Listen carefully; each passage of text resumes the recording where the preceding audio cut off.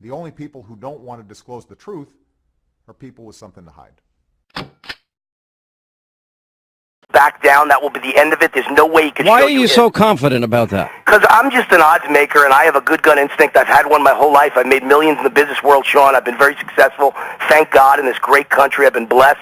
Wait a minute. So don't you bet on facts? For example, everybody that I know that is successful in the betting industry, you know, they usually don't go just by gut instinct. They use a lot of information to sort of back up the feelings that they have. They don't allow their feelings to overcome them or overwhelm them. They have more a greater sense of objectivity, if you will. Kind of correct, but what I would say is the only fact is the final score. What you're going by, what I've gone by for 27 years as America's #1 odds maker, is what I've gone by is clues. I'm almost like a police detective, and I look at 20 clues, I put them together, the puzzle appears in front of me, and I say, that looks likely, I got at least a 60% chance of winning, and then I make my bet or I give my prediction to millions of clients. And I feel the same way about Obama. I looked at his history and I said, first of all, if you are already president of the United States, you're not running anymore, you already are sitting president, why would you be worried about people seeing your grades in college? Why would that be a big deal that you'd have to seal it? I mean, if you got a couple of C's, I mean, we know, Sean, he probably got an F in economics because you could see the results in the economy of the United States. But why would that stop people from voting for him 30 years later? He got bad grades. Who cares? So that didn't make sense to me. And then I said, everyone knows his classmates have not come forward at Columbia, but they have come forward at Occidental. Quite a few have said he was a lousy student, smoked a lot of pot, went to Marxist meetings. So tell me, how did he get into Columbia? And then if he's afraid of showing his Columbia records, he probably got bad grades there.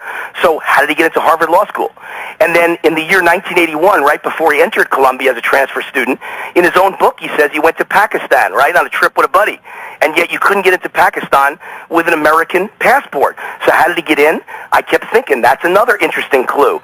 And the answer to every one of these, in my gut, and by the way, Harry Reid opened the door for me to do this. He's my U.S. Senator, right, majority leader. And he made a guess about Mitt Romney's tax returns.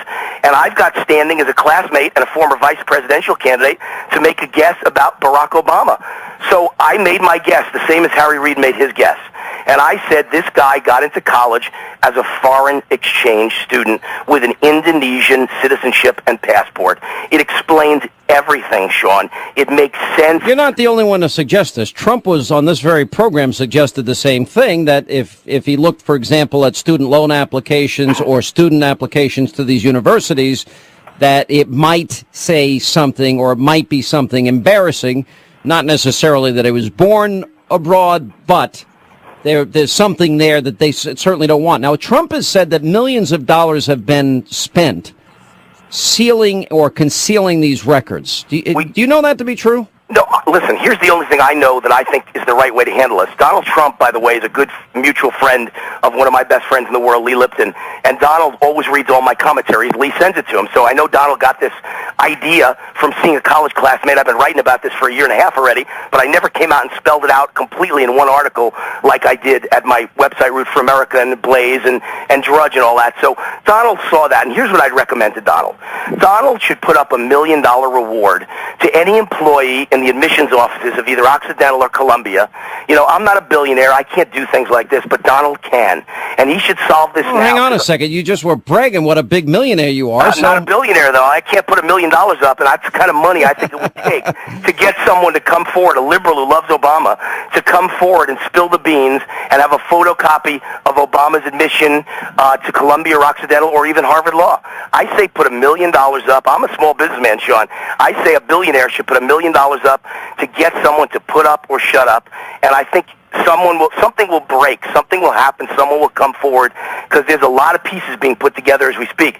Matter of fact, today at 4 in the morning, my phone rings. 4 in the morning, and my cell phone's next to my bed, just in case of an emergency, and it's a guy named Charles C. Johnson, who's an investigative reporter for Breitbart.com. He tells me he just saw my article from Jakarta, Indonesia, where he is, and he says he can prove that Obama became an Indonesian citizen as a little boy.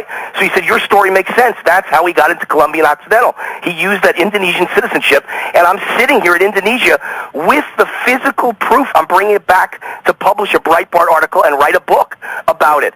So it's interesting that he saw that article and thought to call me and say that. The whole puzzle is coming together, Sean. You know, it's very interesting to me because I don't know the truth of it. All I know is that every time you ask for anything from Obama, it becomes a bigger deal than it ever should be. For example, the birth certificate. You know, I kept saying during the whole thing, and I never considered myself a birther, just release the stupid birth certificate. I mean, it kind of never made sense to me. And, you know, here's the president. A lot of effort, obviously, has gone into preventing people from seeing this background. Now, the only reason I would say this is relevant is this is the whole fundamental, this is their attack against Governor Romney. Release this, release this, release this, release this. And I guess if that's the way they want to play hardball, then maybe it should be reversed. In that sense, that's why your column caught my attention. Right, and I think there's two reasons. And I don't know what's there or not there. I have no idea. I have no clue. I have no suspicion. I have no theories. I'm listening to yours, but I don't know what's there. I don't have a clue. And neither do I, by the way. I've been very upfront in saying Vegas odds maker is playing a hunch, and I think my hunch is better than Harry Reid's, and I have more standing to make it as his classmate than Harry would have any idea of knowing the tax returns of Mitt Romney, who, by the way, has paid millions of dollars in taxes and has nothing to be ashamed about. But I think there's two reasons why this is important. One, it calls Harry Reid's bluff. And by the way, where are Harry Reid's? Harry Reid's tax returns. Here's a guy who entered the U.S. Senate with nothing, and 30 years later, he's one of the richest men in the Senate. How did he do that on a $170,000 salary? That's one of the great mysteries of our time. So I would ask for Harry Reid's tax returns. Two can play that game. Mm-hmm. And I think, number two, it answers Axelrod and Obama. I'll show you mine if you show me yours. And number three is the big one. I mean, this is one. I'm not an attorney. I'm not an election expert.